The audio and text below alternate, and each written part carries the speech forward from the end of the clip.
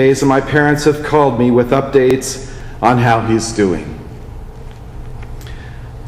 I know on the one hand that this must be a painful moment for you, but on the other, and more importantly, that you are one of the strongest and most faith-filled people I know. I know that faith and that courage will guide you in doing what you know is best and being at peace with those choices. We can all be at peace with the fact that Papa Paul has been such a light in our lives and will continue to be so in memory. I wish very much that I could be with you to support you right now, but hope you know that I am there in spirit. Papa Paul, know that I could not have wished for a more inspiring grandfather, and have cherished each and every moment we've spent together. I know that your recent health problems have been a struggle, but hope that you are comfortable now and spending some quality time surrounded by family. You mean so much to me, and I hope that you can feel the love that we all hold for you. I will always be guided by your incredible strength of character and joy in living in my own life. Grandma and Papa Paul, I am at a loss for the right words right now, but I'm thinking very much of you both and all that you've done to shape our family through so many years of love, devotion, happiness, and simple goodness. You are in my every thought and prayer. Much love, Vanessa.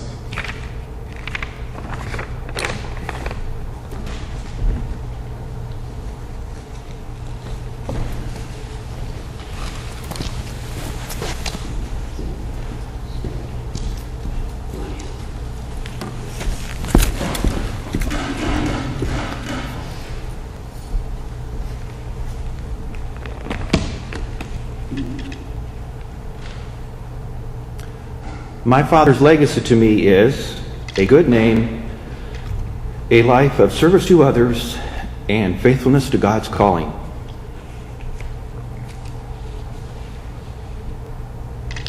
In the summer of 1967, I had the opportunity to work on a beautiful farm in Oregon. You saw a slide of Mountain Home on the screen. A beautiful farm and orchards owned by the Conrad Smeltzer family. It was a great opportunity for me as a city kid to get out and work on the farm amongst people who loved God and were extremely hardworking people. The Smeltzers were a real cornerstone in Mom and Dad's church there in Mountain Home, and that was the connection the family had with them. One day, while working on repairing some farm machinery with Conrad, he asked me if I would run up the road to Fred's farm and borrow a tool we needed to fix a hay baler. So I hopped in Conrad's pickup truck, went up to see Fred, and Fred was another well-respected farmer in the community and in Mom and Dad's church. And Conrad let him know I was coming, so I pulled up, went up on the porch, and Fred came out. And at that time, I was wrestling in high school and in sports, and thought I was in pretty good shape. And I saw Fred coming out the door, and he didn't look like a spring chicken anymore. So I thought I'll just reach out there and give Fred a good squeeze. And so as I reached out to shake Fred's hand, he not only shook my hand, he crushed it. So right now, Fred had my full attention. So Fred said, "So I hear you're working for Conrad, so what do you think you're going to be doing all summer?" And I said, "Well, I think Conrad's going to keep me pretty busy, and in between them, I'll probably work for some other people too." He said, "Hang on, I'll go get the crescent wrench Conrad needs." And he came back around and walked up to me with these beautiful steely gray eyes and looked right at me and said, "Son, your dad is the real deal." And it caught me off guard. I really didn't know how to respond to that as I looked at Fred. And "So you're going to be working around some other farms too, right?" And I said, "Yes, I'll probably be doing that, Fred." And the words that really struck me were Fred looked at me and said, "I'll be watching you."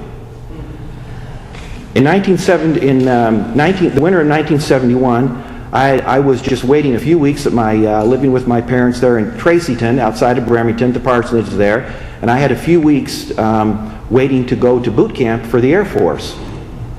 And Mom and Dad were out for the evening. The phone rang. I went down to pick it up, said hello, and a voice on the end said, "Is Chaplain Hunsberger home?" And I said, "No, I'm sorry. He's out for the evening. Can I take a message for him?" He replied, "Well, I served with your dad in Quang Tri, and I just was trying to track down the old chaplain to see how he was doing."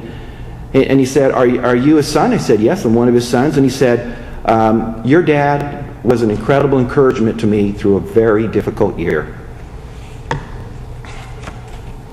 Proverbs 22:1 says, "A good name is to be more desired than great wealth.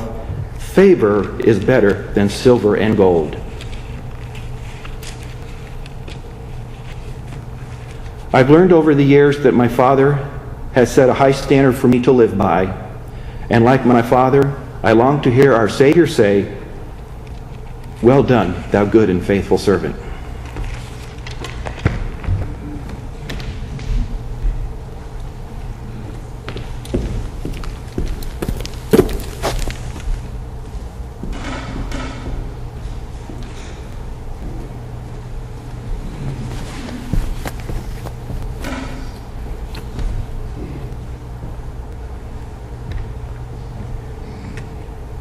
It's a privilege to hear my family celebrate my father's life, and I think that for myself, being the youngest of 4 sons, it was quite an advantage to be able to observe my other brothers and be able to take notes and observe how they navigated the process of leaving the nest and becoming an individual.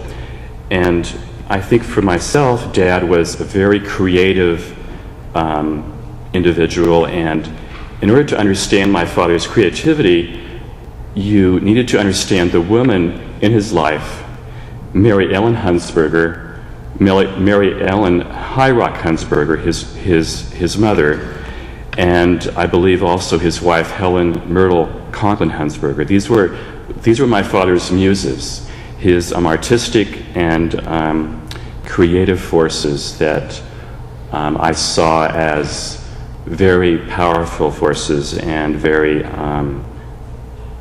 creative sources of energy. So as I left the home and bought my first house, my parents came to visit one evening, and there was only a single bed downstairs, so I offered to take the upstairs bedroom. And when I came downstairs to greet them in the morning, my parents were able to actually curl up in a single twin bed together. And that I felt was a good example of being flexible and adaptive to your environment. So I've learned to watch my father's creativity and understand that that was a source of shelter and of strength, and of also living his faith in a very visual and also a very powerful way that was not necessarily a force of imagery, but a force of also using your own resources and your sense of imagination. During the last few days of Dad's life, I had the privilege of reading to him, and I had selected Rupert Brooke, who was a powerful poet in my father's life from World War I, who lived and died about 1916. And the other person who I read to my father was Ralph Waldo Emerson. And Emerson was, I understand, to be a very powerful force in my dad's formative years as a college student. And Emerson wrote that